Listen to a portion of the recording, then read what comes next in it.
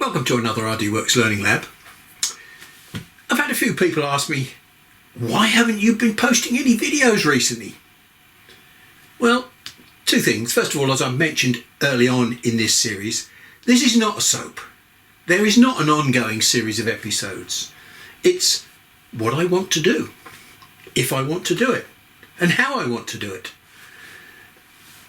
There have been several things in my life just recently which have caused me to slow down a little bit. Not health-wise or anything like that, but I've been trying to retire for many years now, and just recently I've been training somebody else who ought to be doing the stuff that I'm doing to do that stuff.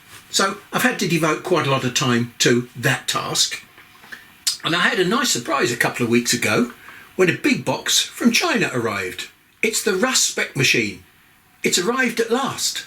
This is the prototype, and they sent it to me so that I could be brutal with it, criticise it. You're just about to find out, because here's the video of what's been transpiring over the past 2 weeks.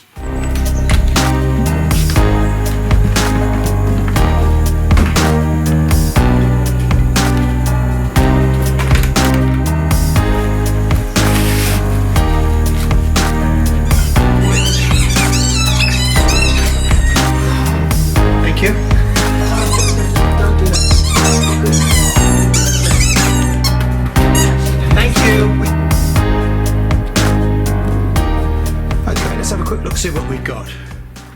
We've got the we haven't got the 6442, we've got the cheaper but perfectly adequate 2-axis controller, which there's nothing wrong with that at all. It's got all the same controls and it still works with RDWorks. Having said that, it's got Z plus and Z minus on it, so this must be a 3-axis controller. And we've got an ammeter here, which is both an ammeter and a variable output unit for the power supply, which I'll show you what that is later. That's quite a nice feature. So let's see what else we've got. Now that, I presume, is the signal connecting lead for the chiller. Some lens wipes, some tie wraps. What we got here? This lightweight head that we've got on here does not have any facility for a red beam pointer.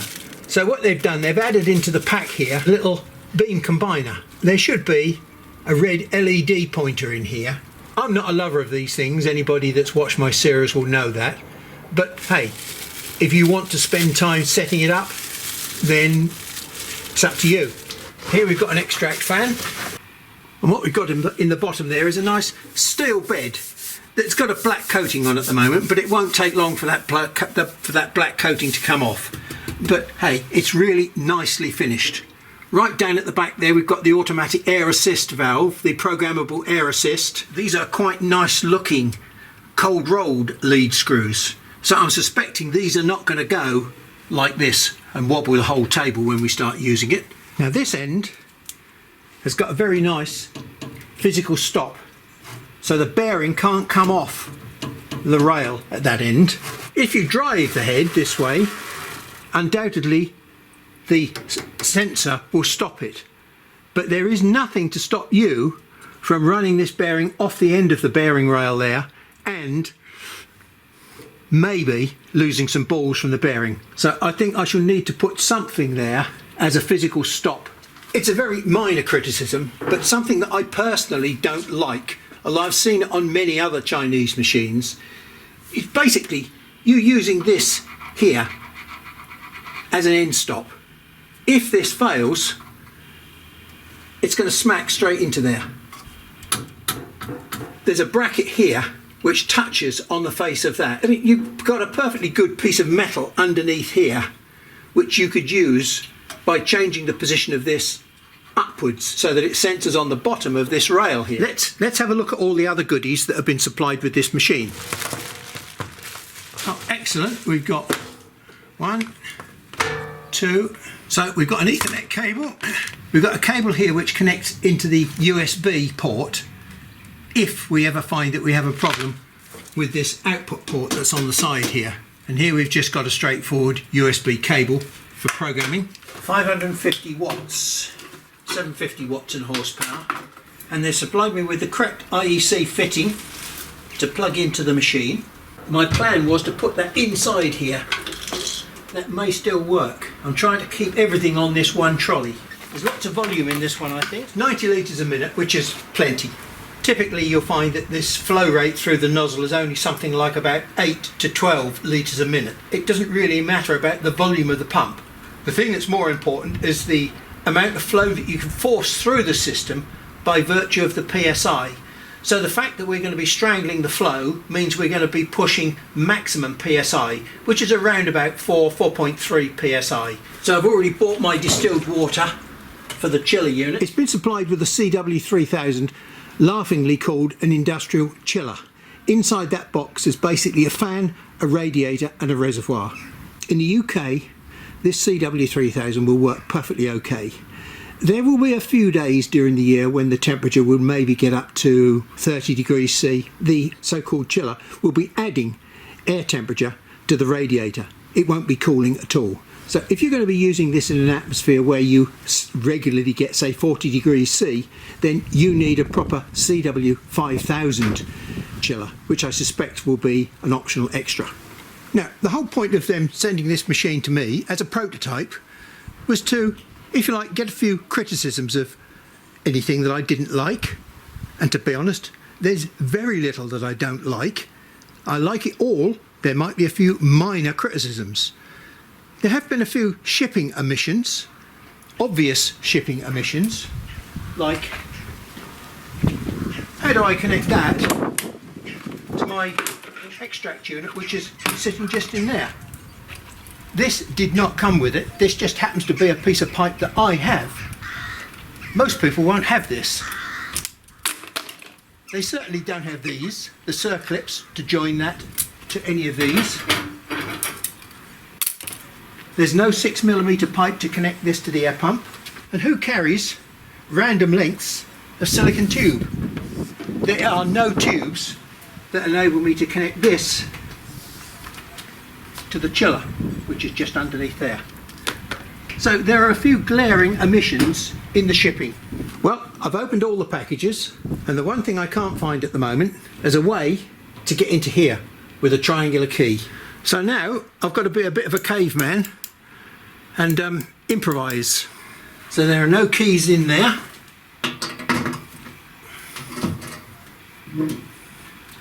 Let's have a quick look in here. Oh, this is neat.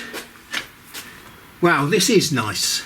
I think I've got a bit of a surprise here because I've got 1, 2, 3 axis controllers.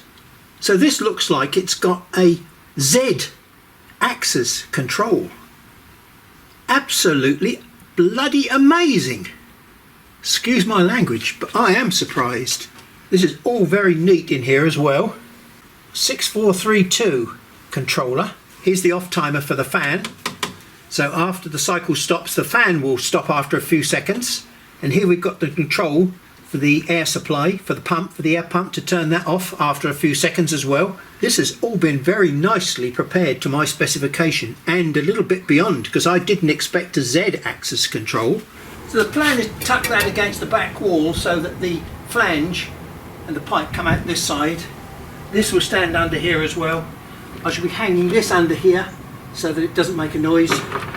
Everything will be on this one trolley.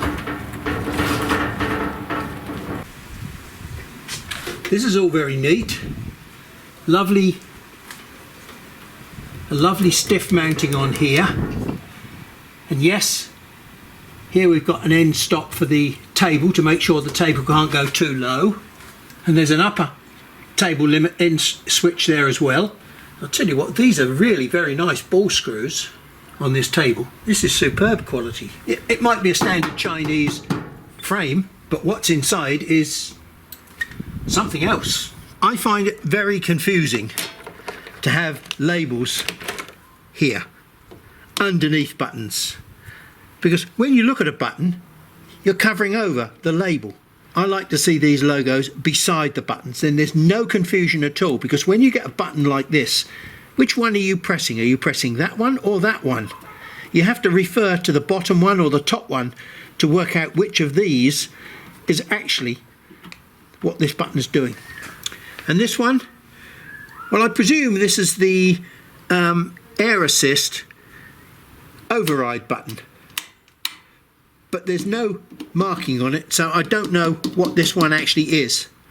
But I have a minor criticism that I find on lots of Chinese machines. In fact, they're normally worse than this. This is normally set at about 9 o'clock down the back there. Air bubbles don't know about 9 o'clock. Air bubbles sit on top of this water jacket, and on top is 12 o'clock. That's where the bubbles will want to go. You can't force bubbles out at 9 o'clock. This is on the way to being okay, but I'd much prefer to see this set at closer to 12 o'clock, like that. So any air bubbles in here can naturally go upwards and get blown out around these pipes here. But the problem is, as you can see, I've crushed the tube. And that's one of the reasons why I put a big slot in this base plate here, so that that tube could go straight down. So I can't win. I've got to have this laying over, otherwise I'm strangling the flow back to the tank. Well, I note here that we've got a position for this beam combiner. The only problem is it's very, very dangerous. There's something like about 3 or 5% of the beam that comes out of here that gets reflected off of this surface. There should be on here maybe an aluminium energy absorber that will absorb and radiate the heat that's reflected off of here. You've got here the little device that goes in there, like that. Okay, so that's how you would fit this red beam. It's already pre-wired in for you.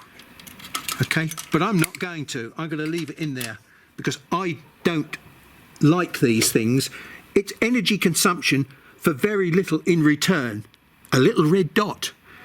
If I press the pulse button, I can find out exactly where the beam is. I don't need a red dot.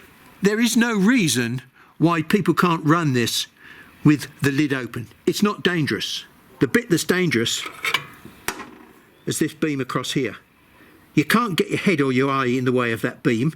You can put your finger there, if you're stupid enough.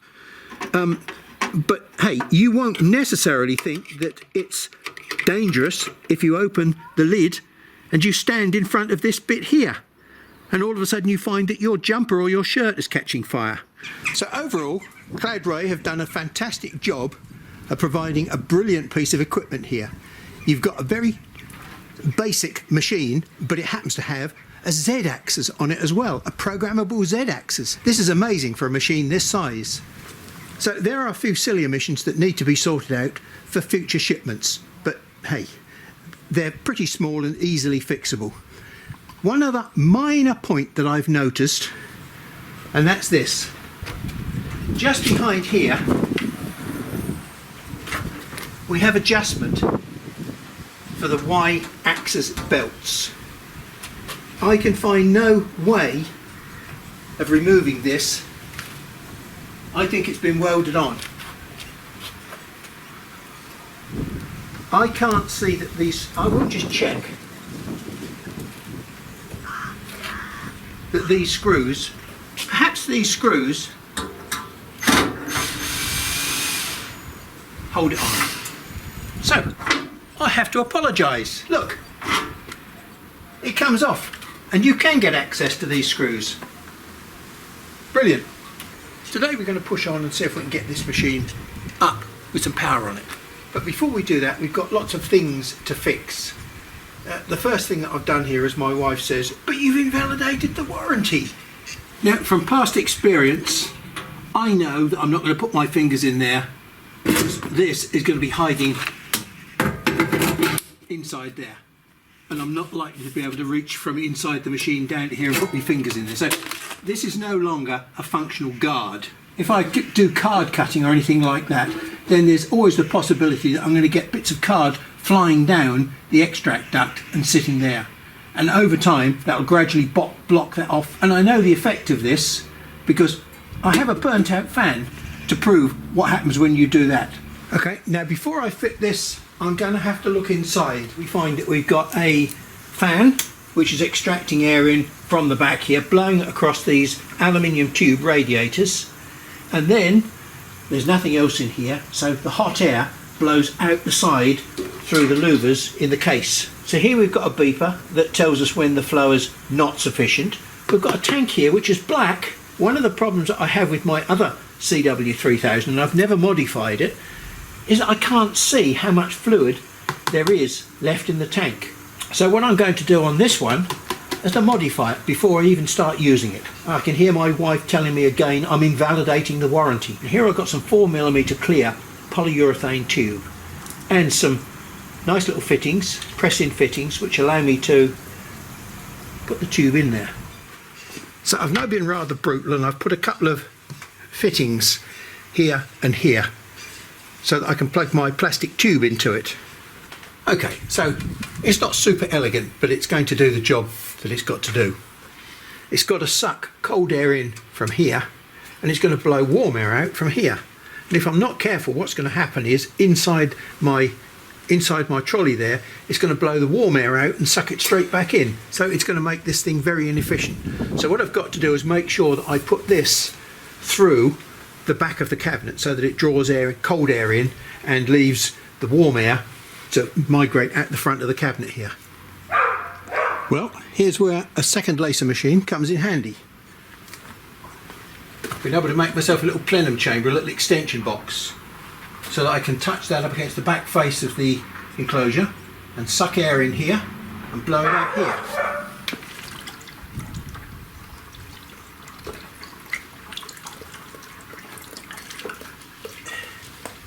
We're nearly full. If it ever gets in there.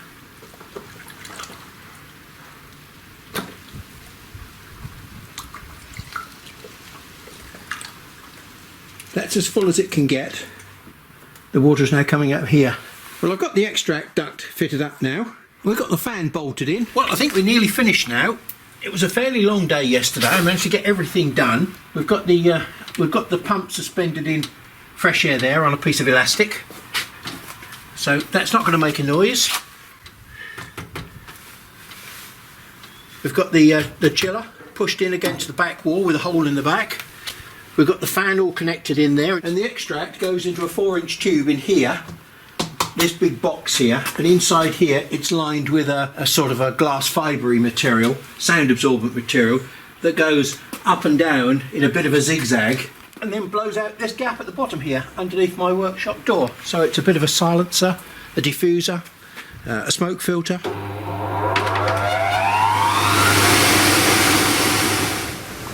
And just a few feet across the yard, well, you can hardly hear it.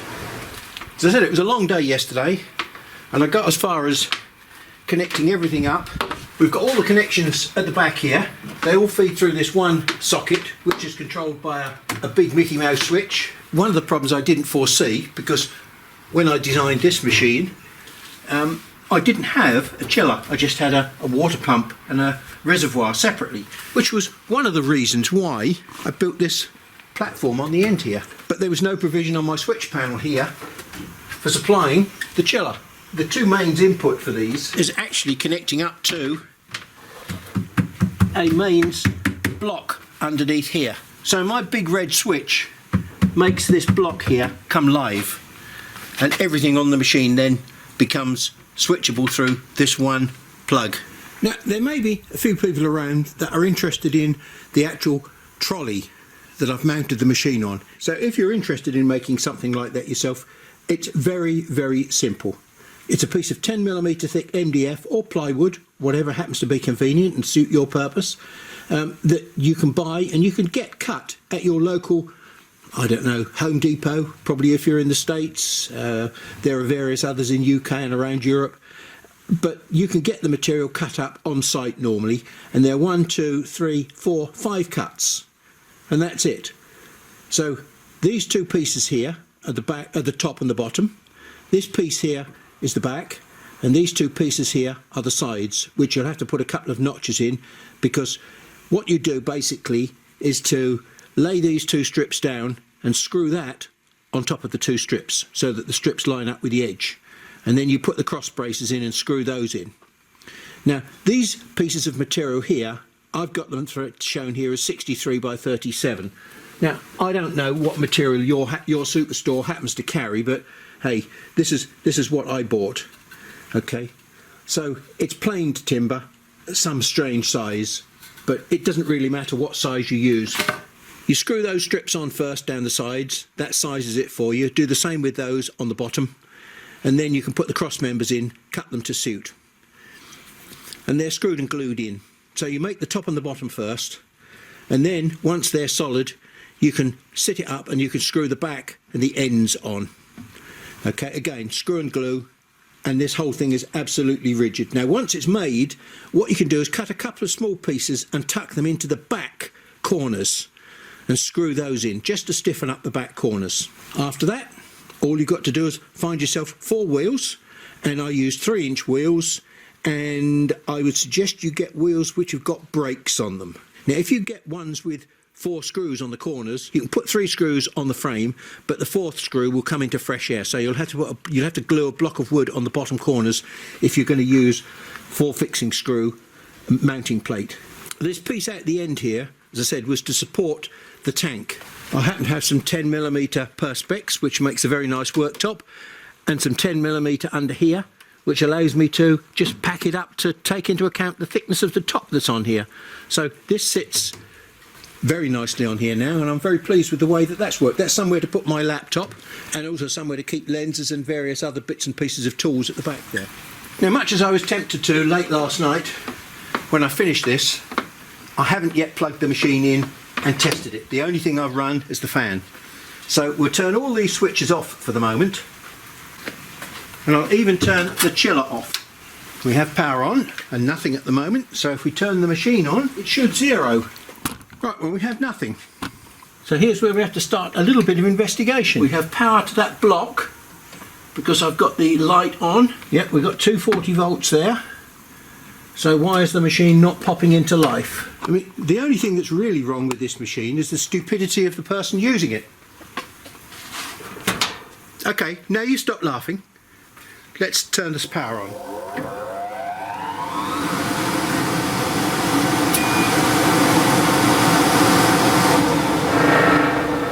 Good. So the fan has turned off after about 10 seconds. So we've got plenty of flow through there, look. And apart from that air bubble just there, which is never going to be able to escape, it's not too bad. Okay, well, the first thing we've come across here is we've got a whole load of Chinese letters. So we shall need to change the language. Menu. Let's try that. Menu. Doesn't help me when it's all in Chinese, does it? There's the enter button, just there. Enter. It doesn't help me. Enter. There. Escape. Escape. Let's try the second one. Enter. Enter. Ah, there we go. English. So there's not a lot different here to the normal 6442. So I've got my, let's take my table up a little bit higher, plus, what we do, we go and have a look over that corner there, and you watch the relative movement backwards and forwards. Well, you can watch for it, but it won't be there. I mean, that's fantastic, isn't it? Okay, well, I've just hooked up the PC through the USB terminal, and we'll just see if we can drive this into a little rectangle. Communication error. Communication error. Well, it's making a connection with the USB. Okay, so I had communication problems. It said it didn't like the file, it couldn't recognise the file. Even if I put it in via a USB stick, the communication just wasn't there. I eventually tracked the problem down to the software version, RDWorks. Now, RDWorks I was using, the RDWorks version I was using was issue 38. The issue 38 is a very stable version which I've been using for a long time on my 6442 controller. But this new controller doesn't like issue 38. So obviously there are some updates which have happened, and I've had to upload the latest version 54 to run this, and now it's running perfectly okay. Another small issue that I had was when I tried to run this, it kept on jumping to the back corner to run a frame. I've not got the laser switched on at the moment. I'm just testing the various motions. It was set with a multi-origin setup, so I've had to remove the multi-origin setup to make it do what I want to do, which is to move to that position, press the origin button, and that's where it will start. So I'll now run a program from the PC. Just a square, just a rectangle. And there we go, fan starts, cuts the rectangle.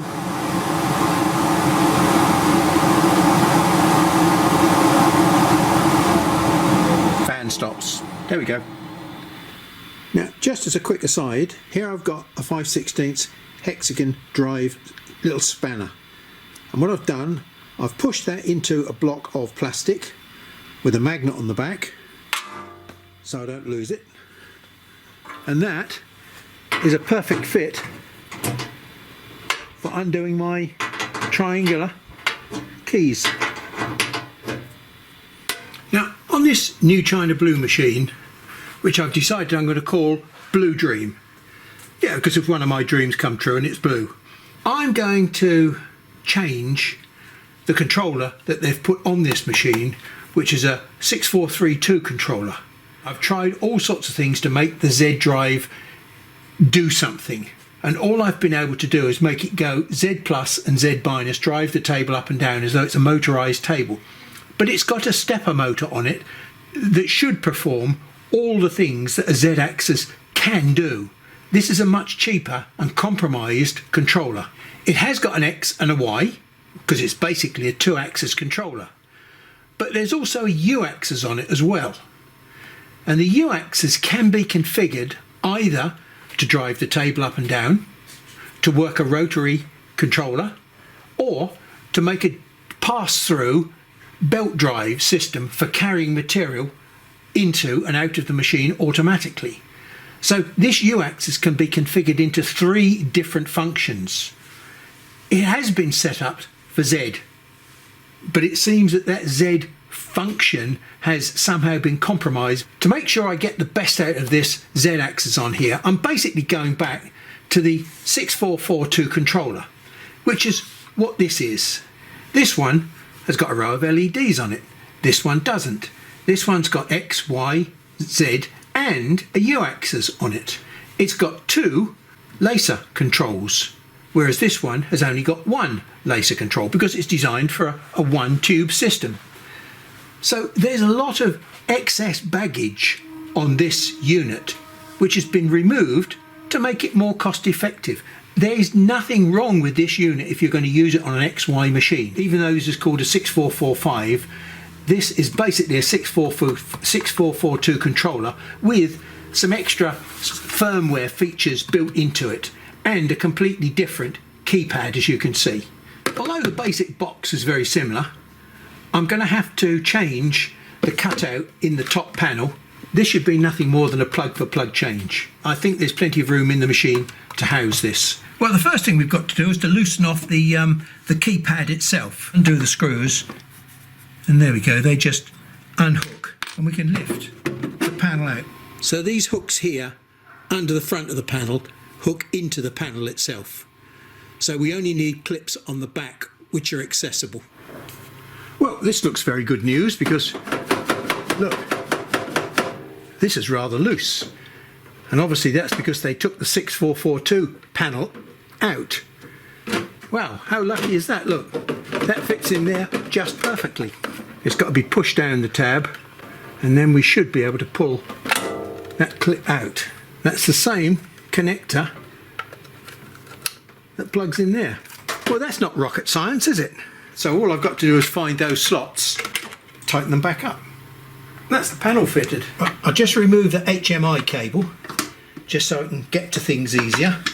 Now I've got a little screwdriver here which is not designed for these screws. These screws are designed for hex head. I'm taking them out with a screwdriver and it works perfectly okay. Almost looks as though this space has been left for a 6442 when it was originally laid out, and this is why I wanted to get in there with a screwdriver, because it's a bit more complex to get round that corner. And it looks as though they had difficulty getting that bottom screw in there anyway, so it looks as though the bottom screw is missing.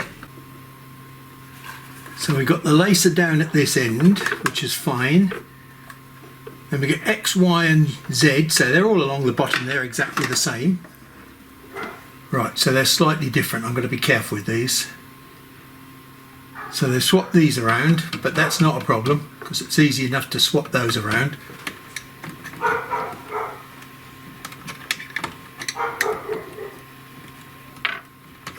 Okay, now I've got these cables on the end here, which are a straight connection anyway. And then we've got an Ethernet, which I'm not using, but I'll plug it in anyway. Just hold that square. We'll try and put a hole in this bottom corner here, so we've got a diagonal fixing, and that'll be okay. Just caught some of the drillings. Let's put an M3 tapped hole in there.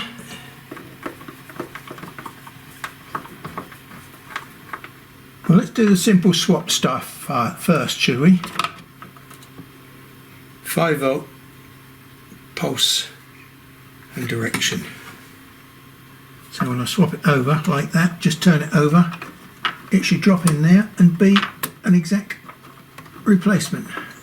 And that one should be the same, 5-volt pulse and direction. And that one as well, 5-volt pulse and direction, because that's the Z-axis. Okay, now things get a little bit tricky now. Well, I think we've managed to transfer all the wires over from here to here and not make any mistakes. I've done them one at a time.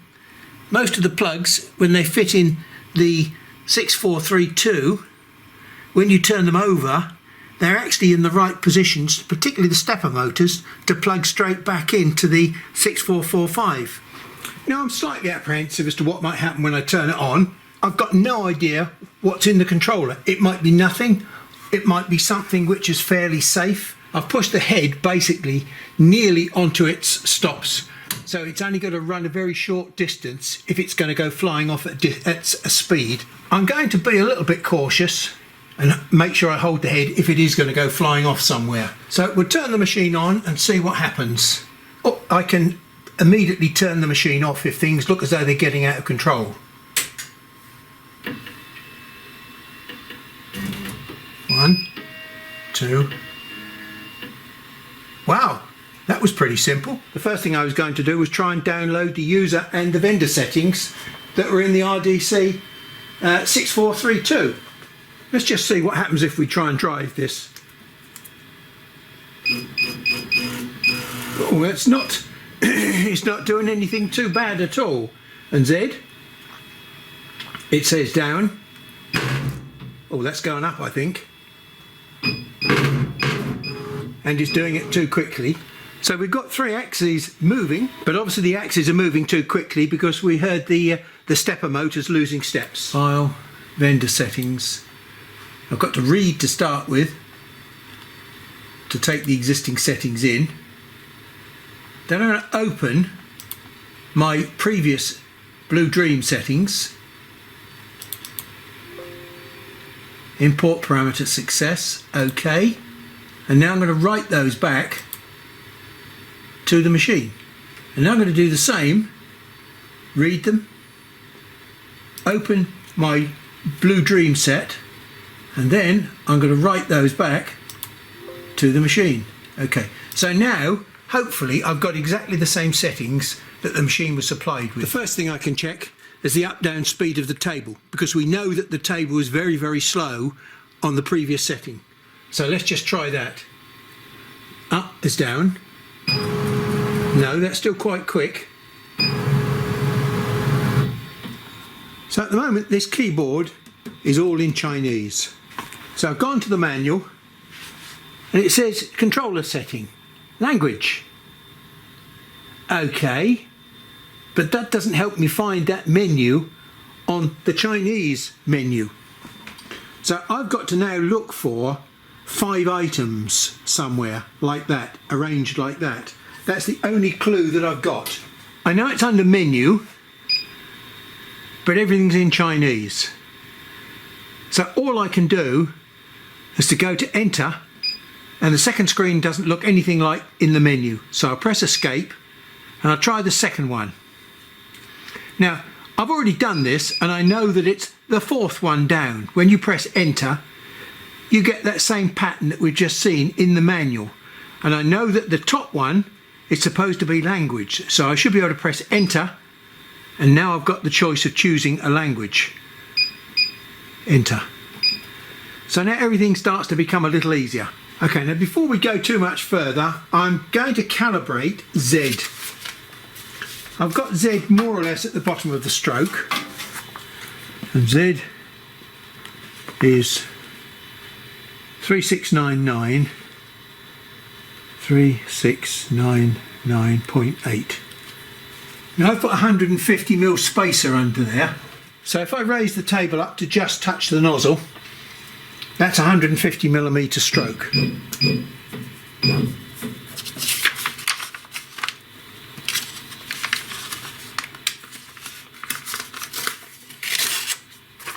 A piece of paper with my dimensions on it.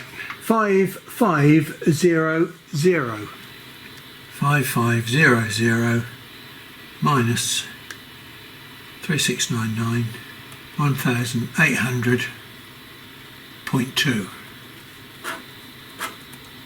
Well, that's not 150, is it?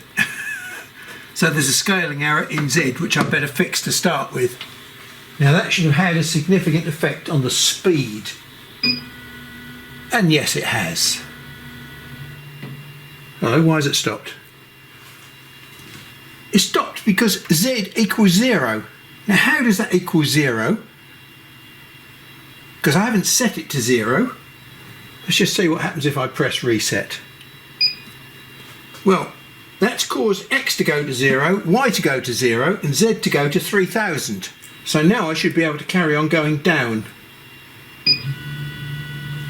You would think that I've got to go into the vendor settings and things like that and change the speed, but in reality this is a key press. And what I remember from my other machine is, although I don't do it on the Z, you change the speed of the Z by changing the speed function, which changes every axis at the same time. Now the great thing about this keyboard is that I don't have to keep fiddling with putting the bar underneath, because if I want to change that number there which says 2000, all I do is go 5000, enter, job done. Auto home X, yes. Auto home Y, yes. Auto home Z, no at the moment. So we change that to yes. So when we press the reset button, it should home all three axes, yes. Well, the first thing that's happening is the table is on its way down very slowly.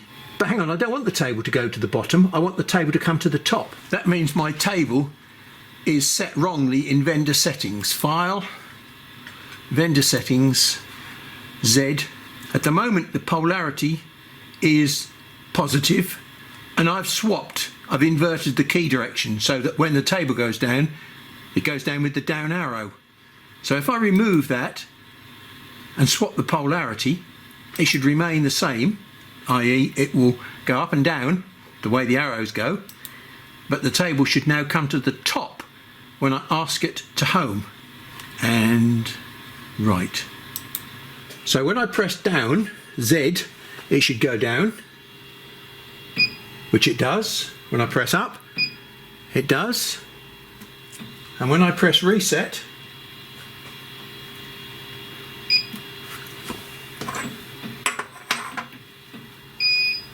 the table is now coming up. Very slowly, very slowly. But I notice the other two axes are not doing anything at the moment. Are they waiting for Z? Hello, what's happened? Has the stepper motor reached its plus switch? Well, the answer is yes, it seems to have reached the limit switch, but it hasn't set 0, it's set 3000. It hit the limit switch, but it didn't set a 0. It didn't go through the 0 routine. Wow. So Z is stopping X and Y, because when I turn Z off, it allows X and Y to auto 0. So we still haven't solved the Z problem just yet. Now I'm struggling with this at the moment because there's something logically wrong. I've got all the correct settings in the vendor settings, and we've got the table moving up and down, but two things seem to be happening. When I turn the Z-axis on, I seem to disable the X and the Y for some reason or other. They do not reset. Whether they don't reset because the Z hasn't reset and there's a certain cycle they have to go through ZXY or ZYX, I've got no idea. But it runs to the bottom stop and stops, but it doesn't actually set 0. If it's like my other machine over there, it sets a 0 and then it drives plus away from 0 as the table drops. It doesn't go minus away from 0, it goes plus away from 0. So to that extent, I would expect this top switch here to be a minus limit switch and the bottom switch to be a plus limit switch. But here's what I've found. I've gone onto the diagnostics panel where I can see all the micro switches, and when I press this top micro switch, look what happens. No, I need that to be Z minus. So it looks as though these two micro switches, plus and minus, are the wrong way round. So I've got to swap them around on the controller now. So we'll turn the power off and just do that. Okay, so now we've swapped those over. We've got the top switch Z minus. I'm now going to drive up to the nozzle, and when I reach the nozzle it should be 150 millimeters.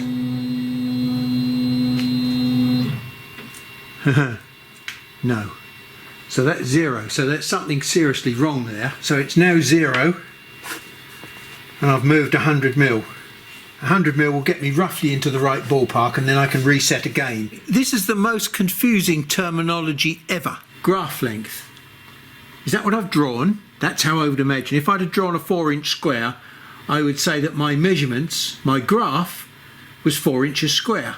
So the graph length has got to be what I've drawn. That would be the information that's fed into the controller. And that is 7,000, say 8,000. 8,000. And the measured length is 100. Okay, and look what that does. Right, we're calibrated into the right sort of zone now, and that's a speed of 10 millimeters a second. That's a nice speed. So let's put the Z back in now and see what happens. Auto home. Let's go to menu. Z-axis reset. Enter and see what happens. Resetting, but not at that speed obviously. Escape. Z homing speed is 150. Well, we had it at 10. Let's see what happens this time when we ask it to home. Ah!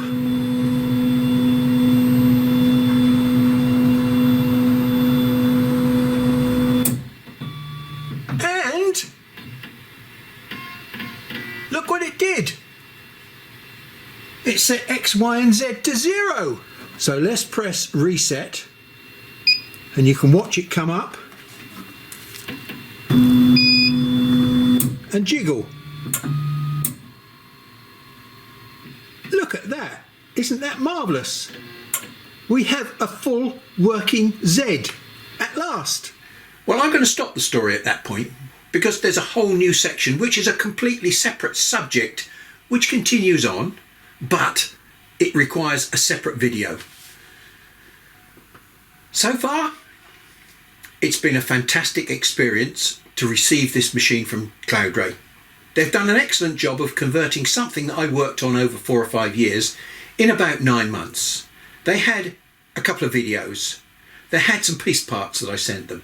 They had a dream specification for the machine, which they have far exceeded because they've added a Z-axis, something that's unheard of on a small 50-30 machine like this. Okay, so you've seen me struggling to get the Z-axis problem sorted.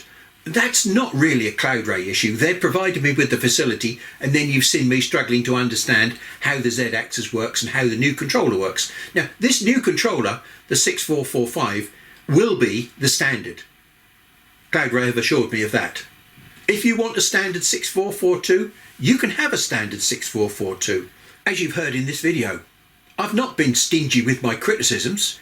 If there was a problem or an issue that I felt was not quite right, I voiced it. And that's exactly what Cloudray want me to do, to make sure that this machine is a high-spec machine for the future. I think the guys at Cloudray have done a fantastic job of converting my specification and videos into reality. So they've not only supplied me with a lovely cake, they've also put icing on the top as well, the Z-axis.